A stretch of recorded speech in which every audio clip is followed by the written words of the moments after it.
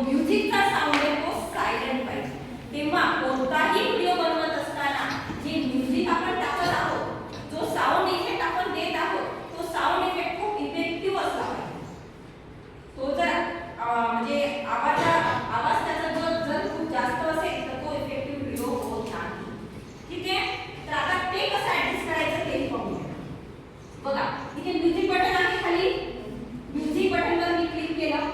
Music बटनवर click केल्यानंतर ह्या ठिकाणी जे इनबिल्ट व्हिडिओ असतात, जे त्या ॲपचे व्हिडिओ ते ऑडिओ आहे किंवा साऊंड्स आहे, तर ते साऊंड्स आधी आपण सर्च करायचे पाहायचे.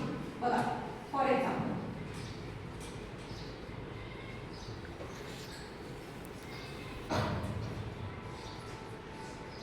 लगेच सिलेक्ट नाही करायचं, फक्त क्लिक करायचं आणि तो साऊंड बघायचा.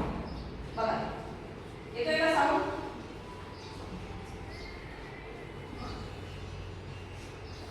क्लिअर साऊंड आहे ना.